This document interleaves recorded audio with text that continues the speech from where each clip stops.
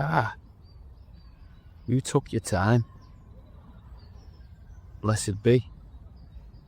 Hope all's well. Today we meet to share the tale of the Wirral's first public cemetery, Flaybrick Memorial Gardens, a Victorian necropolis, better known as Birkenhead Cemetery, a place steeped in history, with many cenotaphs and much tragedy. A hallowed burial ground, beautiful in ways, unsettling in others, with a quiet melancholy by day, and a notorious reputation by night, with rumours of nocturnal satanic gatherings. I don't know where we'll be sleeping tonight, but first let's walk and regale ourselves.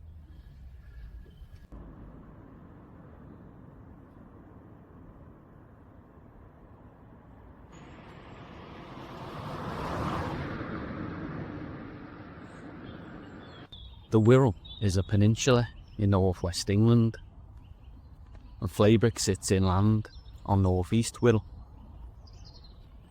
The area formed part of the Norman Forest of Wirral for centuries from the 1100s, and was parcelled off in 1500s Tudor times and turned into farmland thereafter. The name of Flaybrick comes from Flaybrick Quarry, a sandstone quarry that opened in the early 1800s, at a time when Wirral stone was in high demand. Oldest records of the name are on a map of the time, which lists Flaybrick Quarry, Meadows and Hill separately. The quarry grew to cover both sides of Tollymash Road, and by 1815 a tramline carried stone north to Wallasey Pool, and Flaybrick stone found much use at Liverpool docks, at Birkenhead docks, at nearby St James's Church, in the arch of Birkenhead Park, in nearby Flaybrick Water Tower, and herein. For centuries, Birkenhead was little more than a ferry crossing on a northern transport route, but that all changed during the Industrial Revolution of the 1800s, when Liverpool, sat on the right bank of the River Mersey, became a world-leading maritime powerhouse, and with Birkenhead sat on the left bank, with miles of sheltered shoreline and a natural harbour, the town was quickly settled and expanded. Original plans for the town were submitted in 1824 by William Laird, a Scottish merchant who opened Birkenhead Ironworks that same year, and the town's population exploded from 200 in 1821 to over 10,000 in 1838. People from all across the Isles, but massive numbers of Irish. The lack of burial grounds became an issue. A group named the Birkenhead Improvement Commission raised the issue in Parliament, and in 1843, in its third reading, the Birkenhead Cemetery Bill passed in the House of Commons, with permission granted to build the Wirral's first public cemetery. The meadows on Flaybrick Hill were picked as the spot, 2 miles outside of Birkenhead town. Joseph Paxton, the designer of Birkenhead Park, was earmarked for the same job here, but an abrupt recession hit. Cemetery plans had to be put on hold.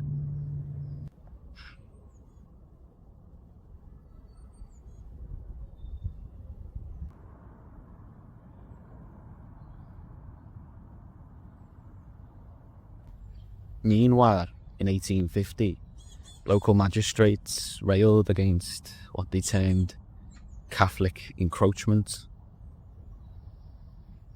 They gathered downtown to list their grievances, but the building was stormed by an army of Irish who trampled the police and smashed every window in the building, while local magistrates hid under their tables. Birkenhead commissioners were voted in through a draconian voting system. The majority of them were local magnates and politicians with large sums invested in Birkenhead, and they had the civic influence and held political sway. John Laird was commission chairman, a Scotch Protestant born in Belfast, son of William, a merchant shipbuilder, an active Orangeman, and a sympathiser of the American Confederacy. A deputy lieutenant of Cheshire, the Justice of the Peace, and the first Mayor of Birkenhead. Sir William Jackson also served as commission chairman. He was an entrepreneur and a local Liberal politician. He came from a family of lofty Puritans, and he married into the wealthy family that owned Woodside Ferry. And he then used that wealth to buy up influence and land on the Mersey.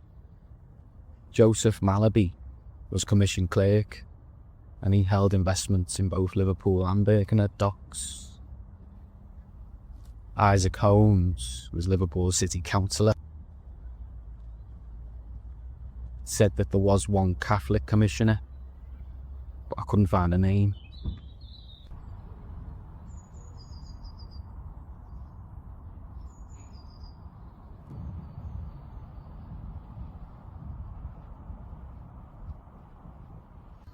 The economy rebounded in the 1850s, and cemetery plans resumed, but Joseph Paxton was no longer available. A competition to design the cemetery was won by Edward Kemp, the renowned landscape architect from Surrey, and he was assisted by Edward Mills, the local surveyor. In 1859, the commission held a vote to confirm cemetery plans, and the results were as follows: yes to a Church of England section, yes to a nonconformist section, and no to a Roman Catholic section. That night, several thousand Irish Catholics laid siege to Laird's shipyards. The police waded in and made arrests, and this caused a riot. The police were forced to flee to their Hamilton Square lockup, where the Irish overran the square, and a demand was made: free those arrested, or Birkenhead burns, and the prisoners were set free. Catholic priests worked to quell the unrest. One priest was witnessed carrying a shillelagh. The Irish were armed with fighting sticks, iron bars, shovels, spades and stones. The Birkenhead ground to a halt. The Royal Military were called in from Chester to restore order, marching up and down town in formation with bayonets fixed.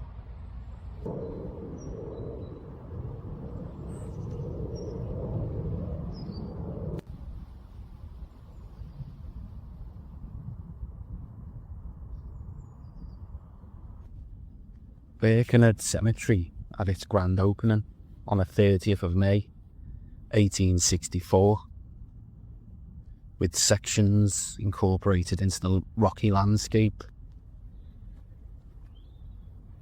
with walls and stairways carved into the hillside, with an impressive array of flora mixed in fetching arrangements. and in the middle stood a unique Gothic twin chapel. One side Church of England and the other nonconformist.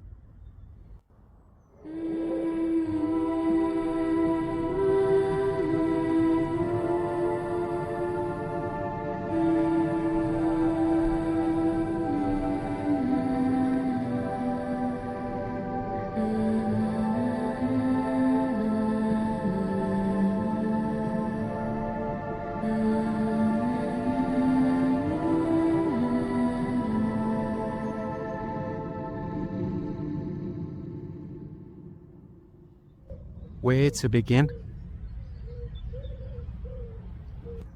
The first burial took place 6 months before the official opening, that of Francis Morgan of the Hermitage in Oxton, who died on the 11th and was buried on the 17th of November 1863.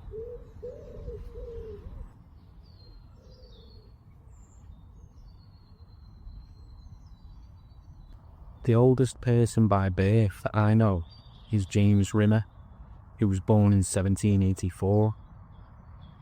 He died in 1872, aged 88 years. The eldest in age is Samuel Gillingham at 102. The youngest, the twin Ellis boys, one 20 minutes old, the other 1 hour. Both unnamed, both buried in this public grave.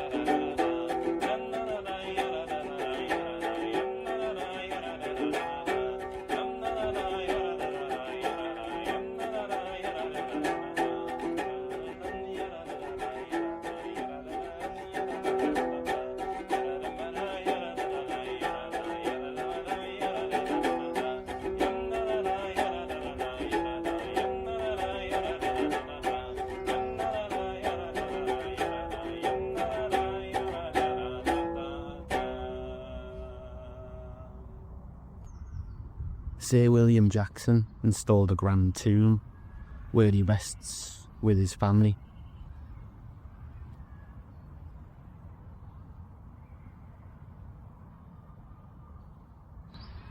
Edward Kemp, the designer, is also here.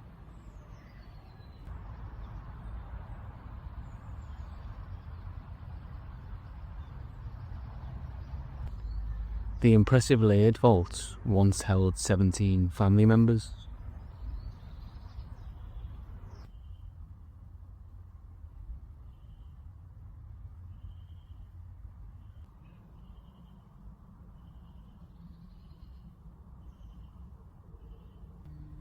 And now some tragedy. Frederick Hoof Maynardhagen came from Marylebone Money, known as Fritz by his people. At 20, he married Ellen Moore and they emigrated to New Zealand. They lived on a ranch and in 9 years they had 5 daughters: Gertrude, Manuela, Beatrice, Hermione and Hilda. They also adopted a Maori boy named Tami Teroa Tiranga Hauturu. They weren't just ranchers, they lived on historic land, and Fritz grew obsessed with Maori artefacts and dreamt of finding fame in England as an archaeologist. And he disturbed Maori ancestral sites on his ambitious treasure hunts. Here's a passage from a letter he sent to England in 1879. I regret I have not more to send you, but there are 200 Maoris living on my rub, which is leasehold, and I cannot afford to run counter to their prejudices. You doubtless know how they respect the bones of their ancestors, And so in April 1881, the family set sail back to England. But on the journey, Ellen and 3 of the children caught scarlet fever. Upon arrival in Liverpool, all 4 were transported to hospital, where they all sadly perished. Ellen at 34, Tammy Taroa at 12, Beatrice at 7, and little Hilda at 3. Fritz returned to London and realised his dream. He died in 1895 and also rests here, reunited. After his death, his daughters sold his Maori collection to the British Museum, and it's still on display today, despite several attempts by the Maoris to have their ancestral artefacts returned.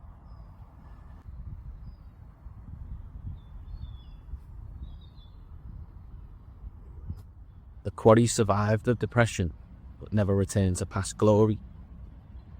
There was a small boom in the 1860s when chunks of stone up to 7 tons were still being blasted from the ground here. But a slow decline came, followed by closure in the 1880s. In the 1890s, the Birkenhead Irish finally got their wish, when neighbouring disused quarry land was converted into the Roman Catholic sections, with a separate entrance and a striking chapel at a noticeably different level than Kemp's original design.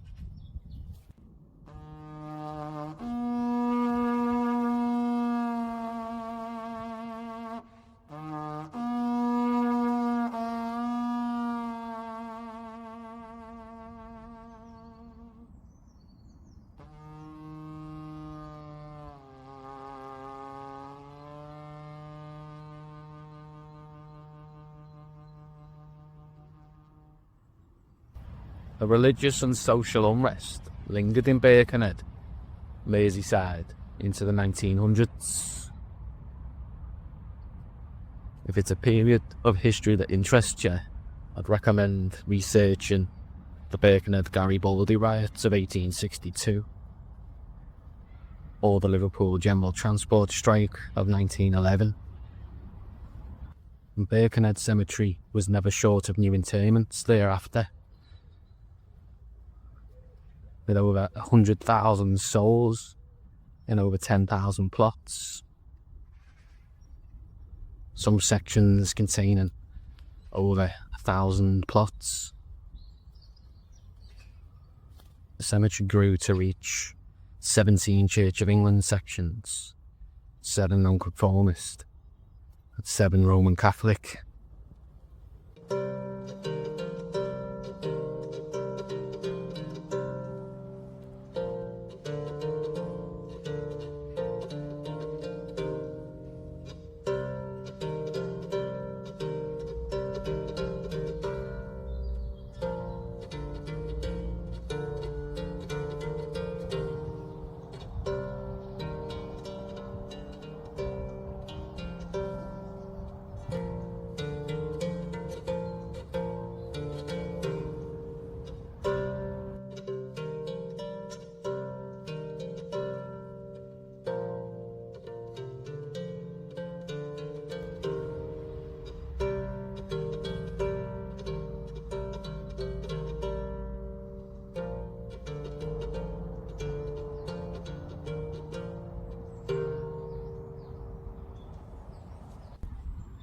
Here's the final resting place of the Reverend Thomas Lydiot, aka Long Tom, aka the Blacksmith Preacher, a larger-than-life character of Victorian Birkenhead.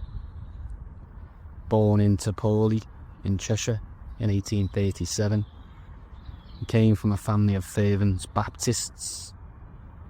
His own dad died of fever in a Cheshire workhouse. Tom travelled the land and preached in the streets. His style of dress caught the eye. He stood on a box and rang a loud-toned bell. He was famous in Liverpool, New Brighton and Wirral, and he was adored in his hometown of Birkenhead, where he established the town's first Baptist church. The crowds he attracted to Birkenhead Park made national news. Long Tom died in 1900 after a long illness at his home on the woodlands.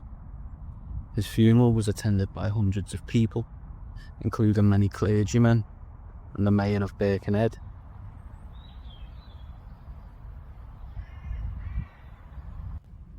What do you know of heroes?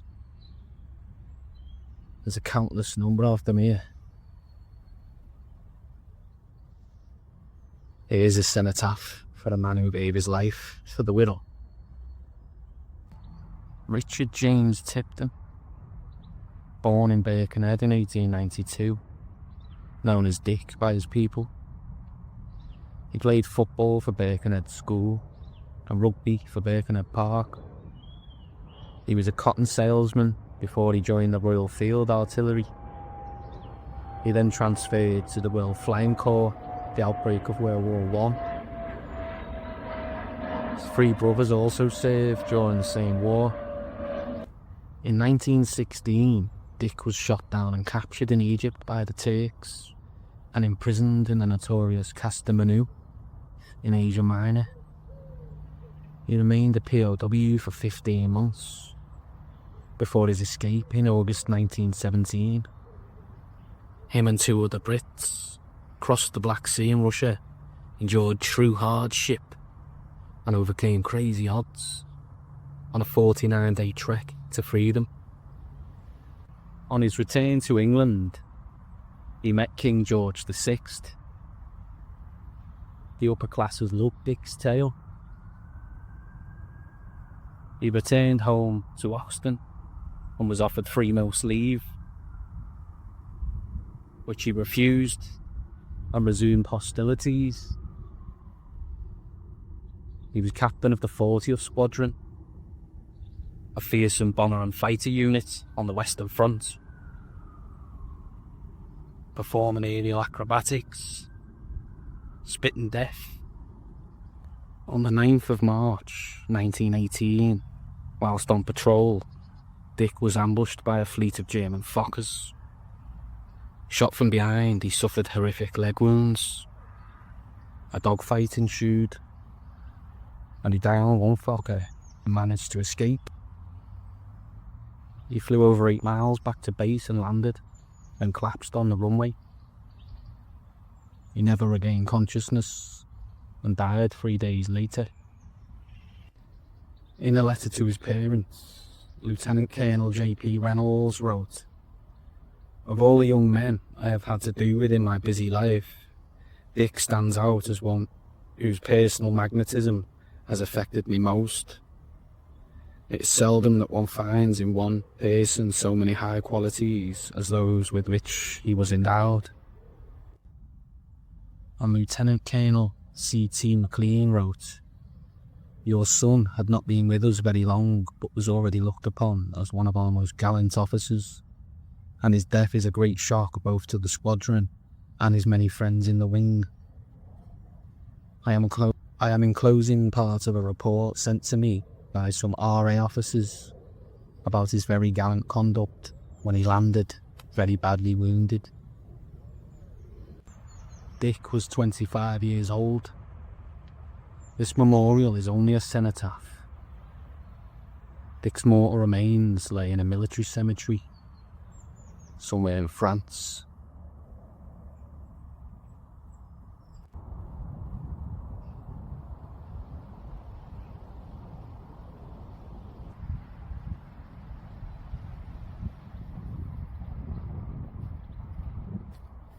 And here we have a brave young man who survived 5 years on the front line, only to be let down on his way home.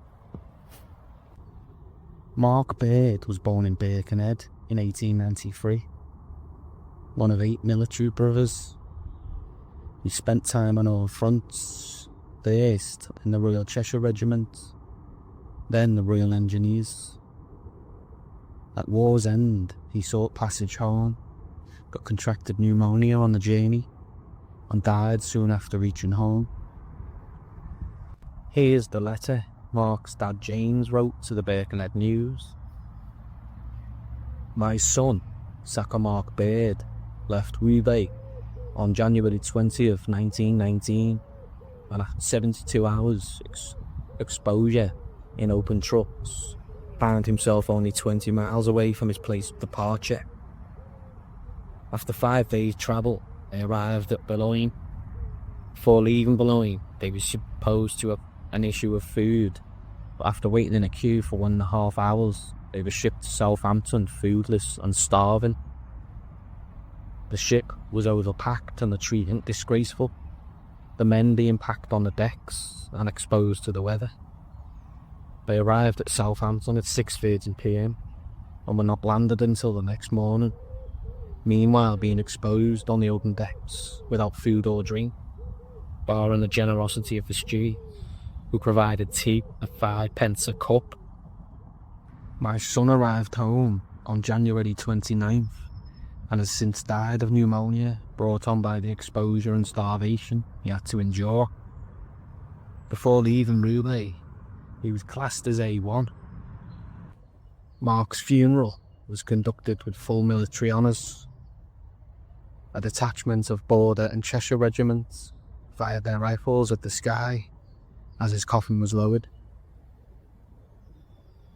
He was 26 years old.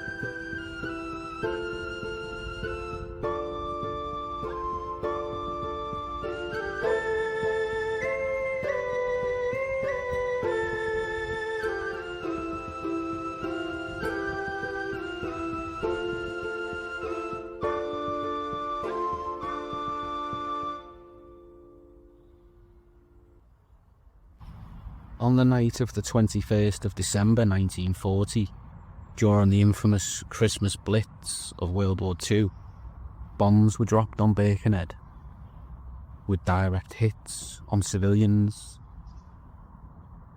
In the ground here are 3 family members whose home on Buccleuch Road was obliterated by a German high-explosive bomb. They were Mary Jane Huss, aged 53, her daughter Nancy Farrer, aged 19, and Nancy's 6-week-old son, Michael Farrer.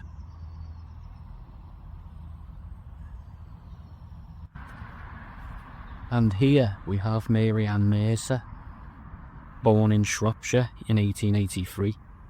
She was orphaned and experienced great hardship in her youth.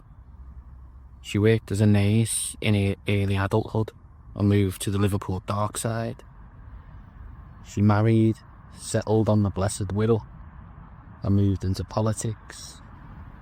And in 1924, Mary became the first female mayor of Birkenhead, the town's first socialist mayor. Her term lasted 1 year, and her legacy includes unveiling the Hamilton Square cenotaph and the Birkenhead Park Eisteddfod stone. Mary had a long political career, and she served Birkenhead well. Apparently, 2 weeks after her funeral, her husband Ernest married his mistress. There's also a mural of Mary on a building on nearby Laird Street. There used to be a hospital over the road there where them houses are, named St James's Fever Hospital. Opened in 1894 and ran by nuns. They treated infectious diseases.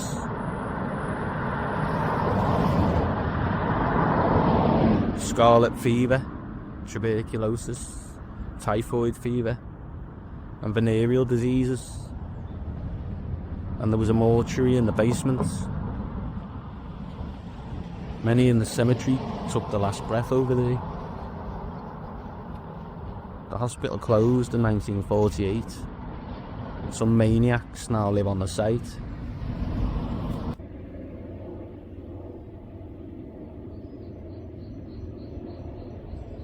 After a century as Birkenhead Cemetery, the name was changed in 1956 to Flaybrick Hill Cemetery, and the chapels were allowed to fall into ruin from around then.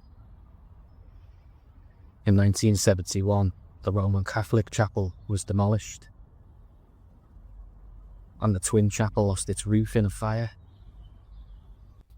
The name changed again in 1995 to Flaybrick Memorial Gardens, and there are still rare burials in surviving family plots, but there's been no new plots for years.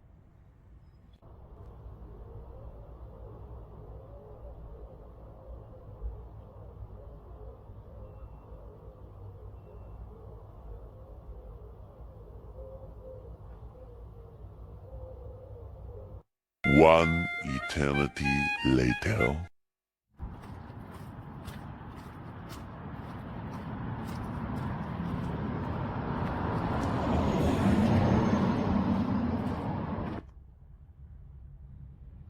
And so darkness falls on Flaybrick. And at night, it ain't the same. It can be serene some nights.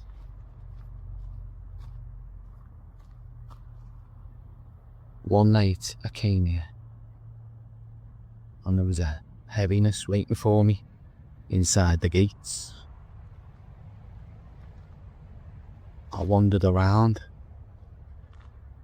and quickly became aware of a conscious entity that was stalking me. I wanted to make contact.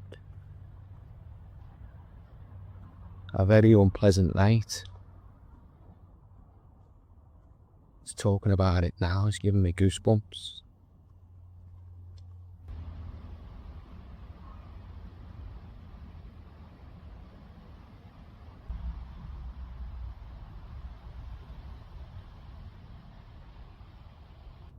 I met a fella who carries out preservation work here, and he told me that he has it on good authority that there's a demonic portal in the woods across Boundary Road there, on Bidston Hill, next to an area named the Witch's Circle.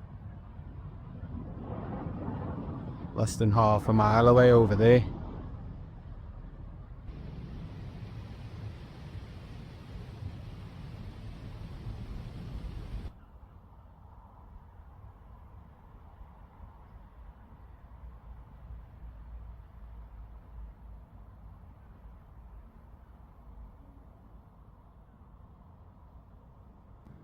Parents who couldn't afford to bury their children would stand to the left of this gate, and they'd barter and beg with grave diggers, priests, undertakers, and inevitably someone would take pity, and there'd be unrecorded burials of these children, often stowed away at the foot of the coffin of an official burial. Such a harsh reality.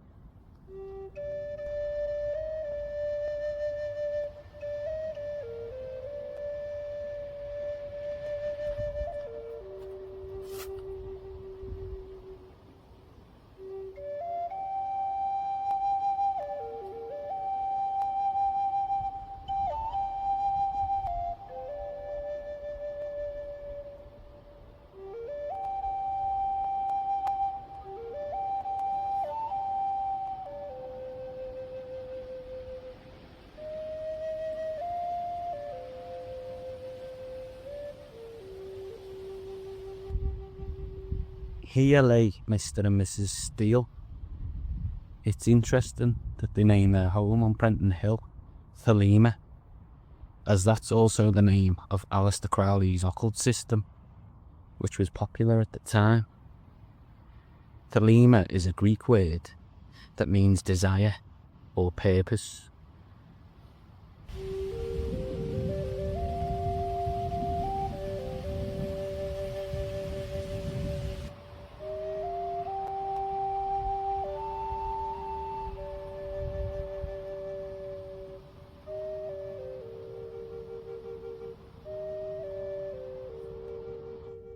There's quite a few foxes in here, and they keep scaring the life out of me. There's one running in that field there, you know. Bats flying around.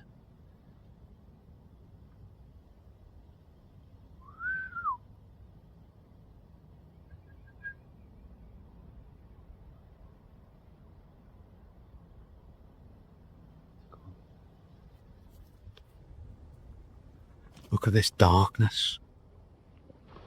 This one. It's scary now. Can't I?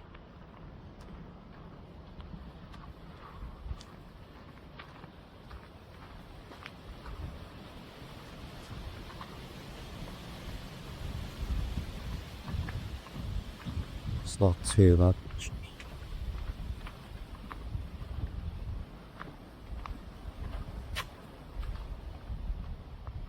There's that fox again there, on the path. Don't know if you can see it. Running again. Stocked on the backs.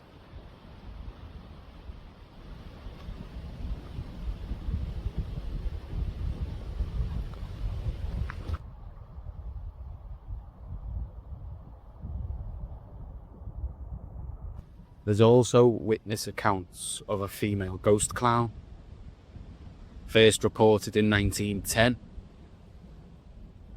She's said to be wearing a French Pierrot clown costume with painted face, and her hysterical laughter is said to have disturbed many a burial. And she also stands accused of vandalism.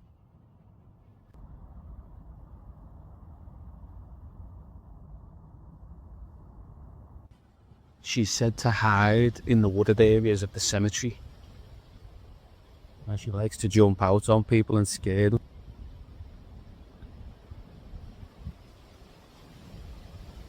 She's also been witnessed perched high up in the branches of the trees.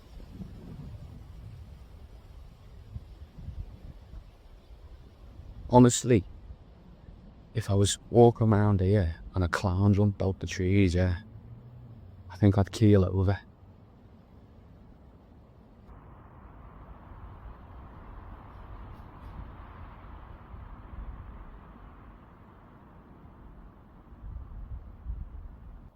And now for the tale of slaughter. In the early 1900s, Chinaman Loch R. Tam and his Welsh wife Catherine moved to Birkenhead via Cardiff. They settled and had 3 kids. Loch was involved in dockers' unions, and he became a prominent figure in the local Chinese community. He was known as the King of Liverpool's Chinatown at one point. But one night in December 1925, at the family home on Price Street, Loch flew into a drunken rage. He shot Catherine point blank in the face with a shotgun. He then shot his teenage daughters, Cecilia and Doris, with a pistol. Cecilia died at the scene. Doris lingered for a month at St. Catherine's Hospital before slipping away. Loch legged it, but was soon caught and charged with 3 counts of murder. He pled not guilty through insanity and told a sob story in court, but nobody bought it. He was found guilty and was hanged and buried at Walton Jail in March 1926. His wife and 2 daughters are buried here.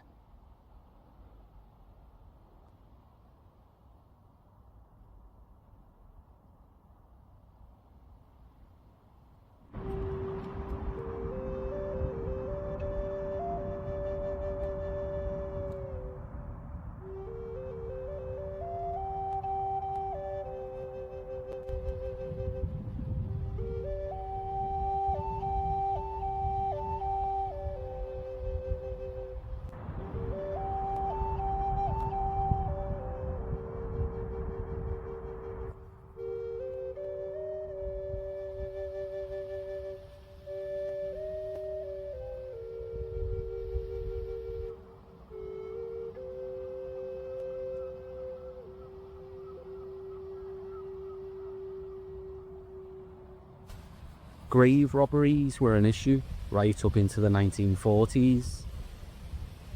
Bodies were moved from the laid vault after repeated attempts to breach it.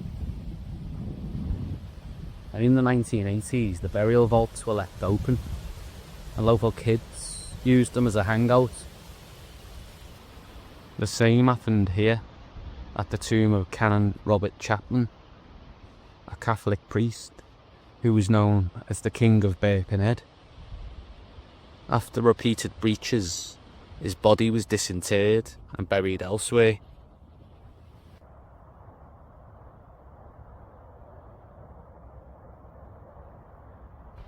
I also want to show you this picture of an open Flaybrick plot. I was shocked to see how some are literally dug into the sandstone hillside. Mortal remains entombed in the bedrock itself.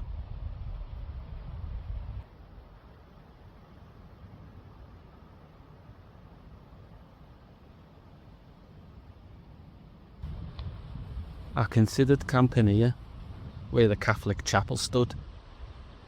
The only issue is that the gate at this end gets locked overnight, and I don't really fancy being 400 or 500 metres of pitch black cemetery away from the nearest exit.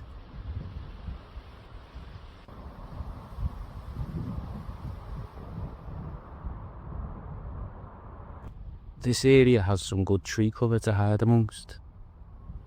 The problem is there's a high chance of unmarked graves here, and there's no way I'm risking that. I accidentally slept on a grave one night in a place called Penwortham in Lancashire and nearly got possessed.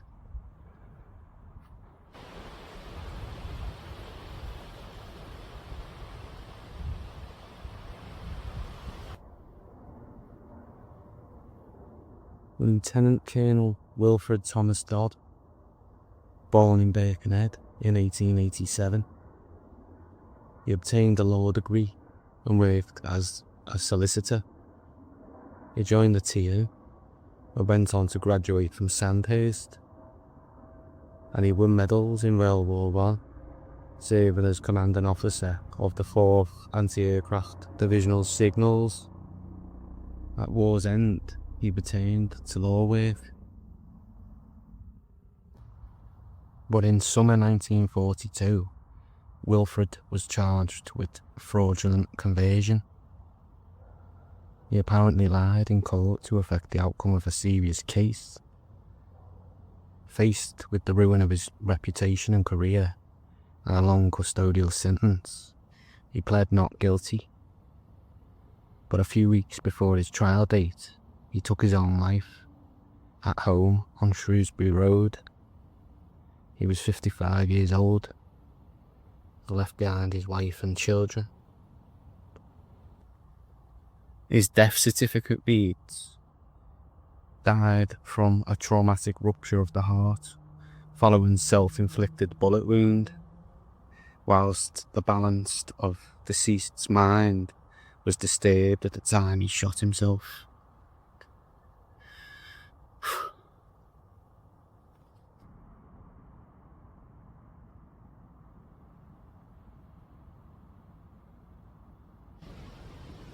There's also accounts of shadow figures seen stood at particular grave sites or wandering the cemetery.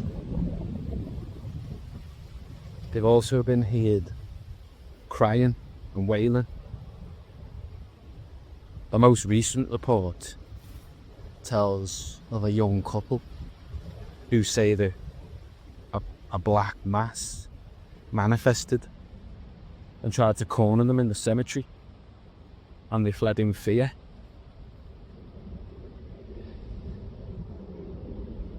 One report said that the shadows moved unnaturally fast, and just the thought scares me, you know.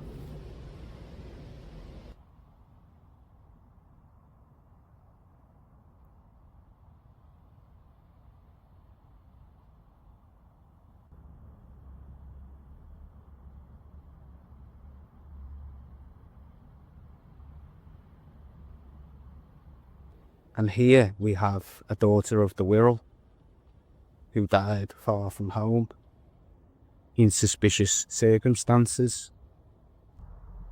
Mary Elizabeth Fry was born in New Brighton in 1907. Her dad was a well-known local pawnbroker, and she herself owned Fry Jewellers in Liskeard. She experienced the horrific Nazi bombings of Merseyside in the early 1940s, and in the aftermath she joined the Women's Auxiliary Air Force and rose to the rank of Flight Sergeant. But in December 1944, whilst stationed down in Cornwall, Mary's lifeless body was discovered on Red Roof Beach, with no clear explanation as to how she got there, with visible injuries explained away at the inquest. Her case hastily signed and sealed. Here are some of the excerpts from said inquest. Flight Sergeant Fry had returned to duty on Monday after a bout of sickness. On Wednesday morning she made her bed and left camp without breakfast. A witness, a leading aircraft woman, said that at about 9:20 on Wednesday morning she was walking to Red Roof, Cornwall, when a car stopped and gave her a lift. Flight Sergeant Fry was sitting in the back seat, and the witness didn't notice anything abnormal about the deceased. The post-mortem found numerous injuries and several bruises, but no fractures. It seemed that a blow had rendered Mary unconscious at once, and her skin had been immersed in water for a long period. It seemed that she fell onto a rock from a distance of 4 or 5 feet. A fall would account for her injuries, but it wasn't the fall that killed her. Mary died from cold and exposure. The pathologist's opinion is that she died from the result of slipping, rather than of a determined fall. Coroner said there was no evidence to say how Mary had met her death, and an open verdict was recorded. Mary's body was brought home and buried here in the family grave, which was recognised as a Commonwealth war grave. She was 37 years old. The Frys were a well-known family. Many mourned her passing.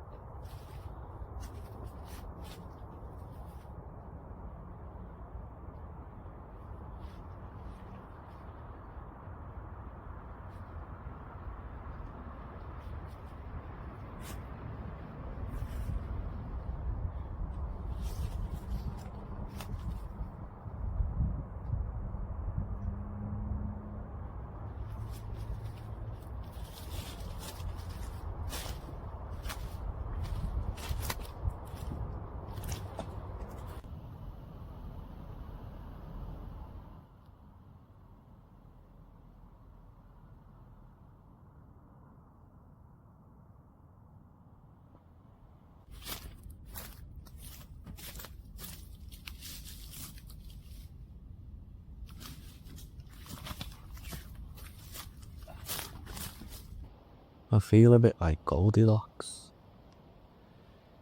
The camping spot over there is too open. The camping spot over there is too enclosed. But the camping spot right here is just right.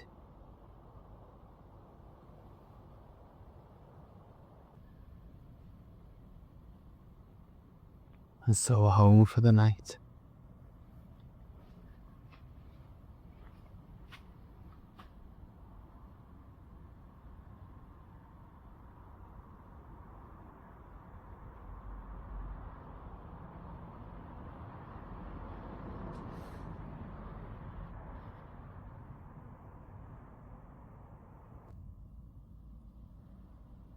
Within these ruins, there are two separate memorial chapels. This one is the nonconformist side, with a hallway in the middle, a main chapel, and an entrance hallway.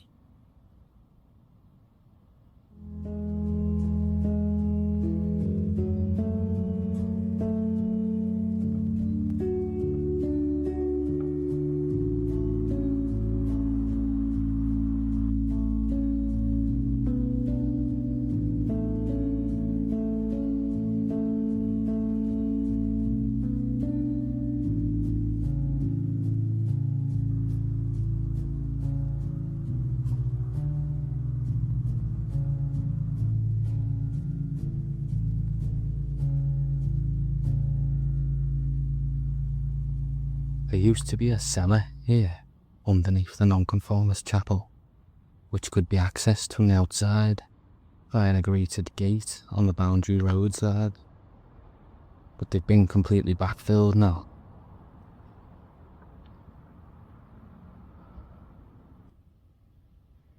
This room here has a cold energy. And it's like really quiet to the point where it's like a sort of anticipation.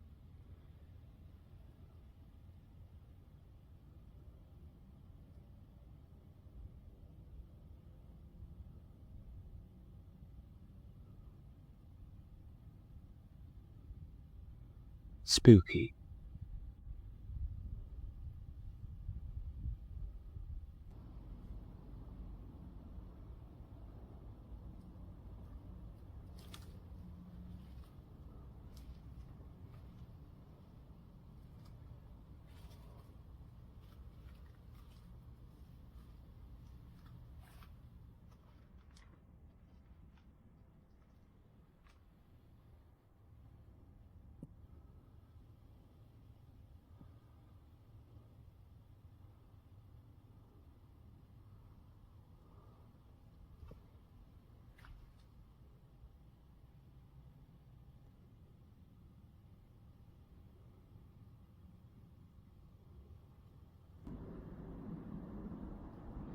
Behind this gate is a winding stone staircase.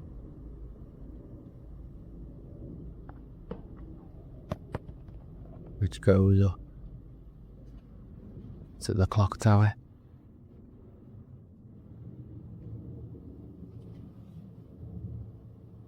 Right up there.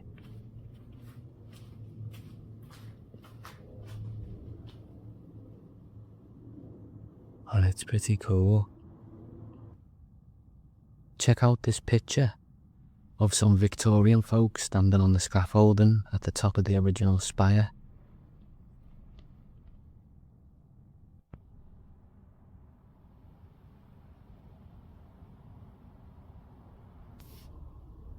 And this is the Church of England section.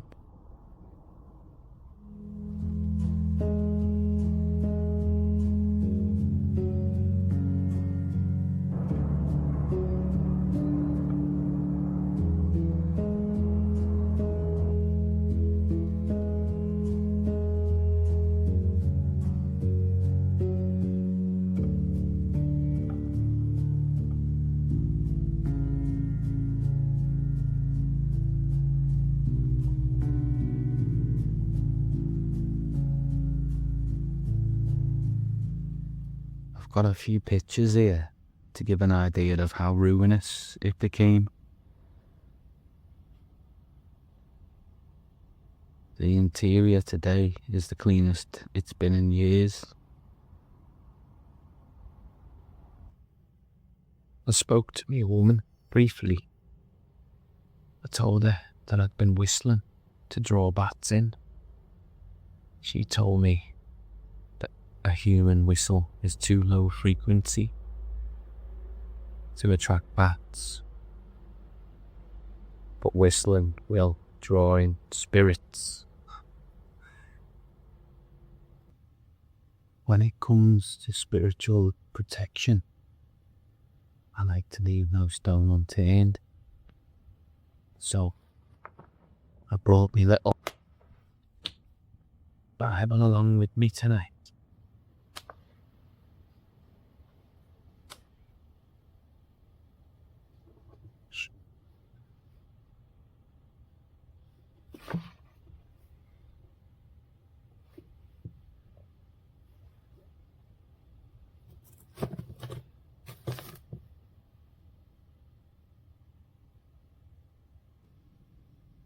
I want to give a shout out to a subscriber I bumped into twice around town now. Carl, if you're watching, thanks for the kind words of encouragement. It's inspiring to know that there's people out there on the level that are getting the message that I'm sending. I also want to give a shout out to the two Flaybrick groundsmen, Carl and Trev. Good lads. Made time for me, shared their knowledge of the place with me. And they do loads of work here, and a lot of it goes unnoticed.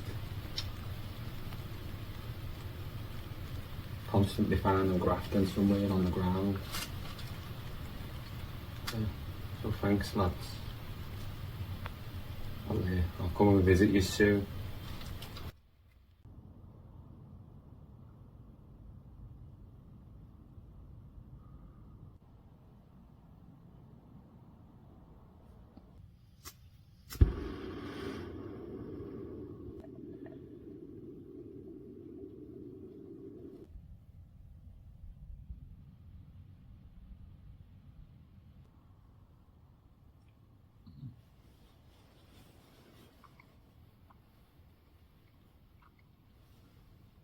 My mate Baz reckons he witnessed a satanic ritual in here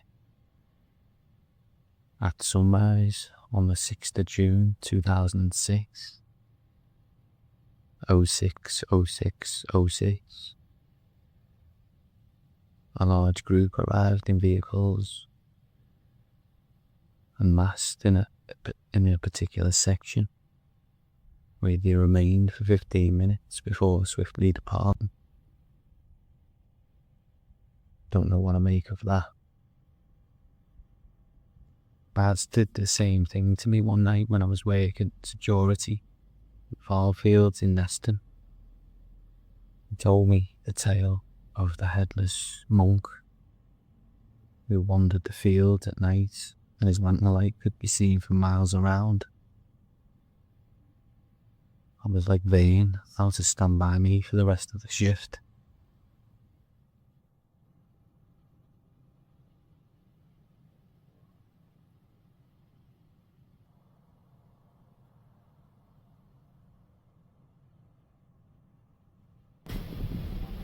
It's just past midnight, and it's time to get some rest. The plan is to be up and away early, so I'll see you in the morning, unless anything happens in the meantime. I just got woken up by a high-pitched scream. Thought someone was in the room with me. Hoping it was someone outside on the road.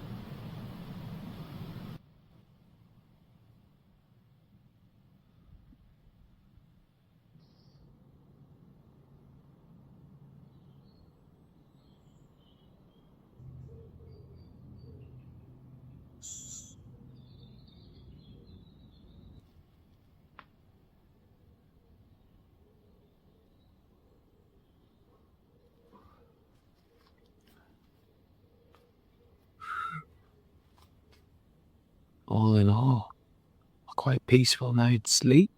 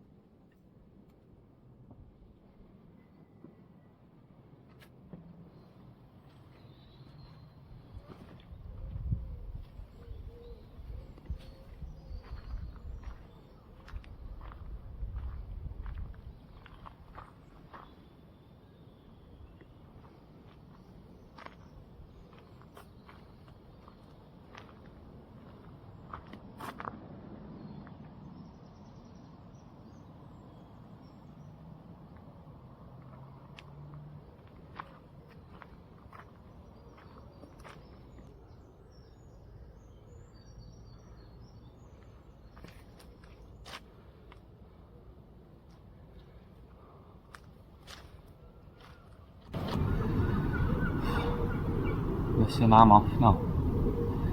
It's been a pleasure. Hopefully the next video won't be as long in the making. What do you know of the Wirral's ancient Celtic stone circle? That's the one. Until we meet again, look after yourself and your people. Blessed be.